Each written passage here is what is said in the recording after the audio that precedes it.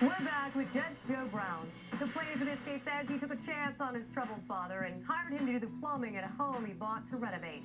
He says dear old dad couldn't change his ways and just took off with all the supplies. Let's see what the judge thinks. So now, keep talking.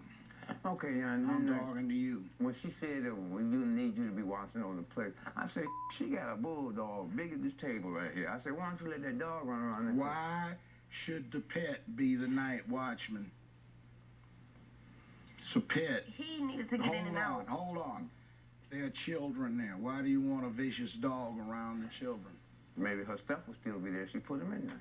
That's now, what I'm saying. the other thing is circumstantial evidence. You had the key. There's no break-in. The appliances and fixtures are gone. The work hasn't been done. You don't have the money. And you make a statement like that seems to be the indication that you're the one. It's a combination. It's a combination. It's a combination. And only us three had the code to it. This is a very deplorable situation, and these people need to have some redress, and it's very horrible what has been done to them. So I was guilty before you came in here, I right? see you very well, you lying scum, and you are lying to yourself and your children. Wow.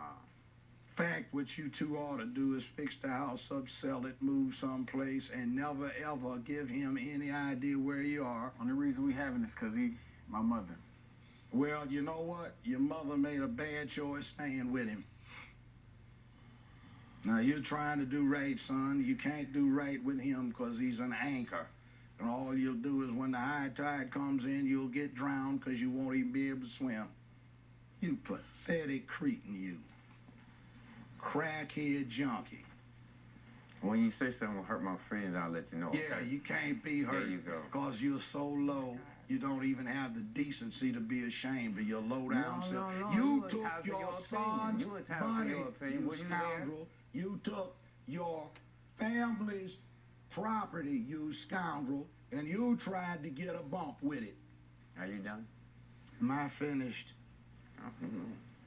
No. See, I was telling you, you don't need to reply to somebody that has gotten so low that they can't be reached, so indecent that the appeal of a decent victim has no impact on them. I That do it whatever I can becomes to so help him. That's why I'm right creep-like about it. that they don't even understand what his duty, responsibility, and obligations are as a father. See, you do. You tell me in your complaint that based on what you went through with him, you would never ever let this happen again to anybody that you were responsible for. Your circle of duty and obligation will be large.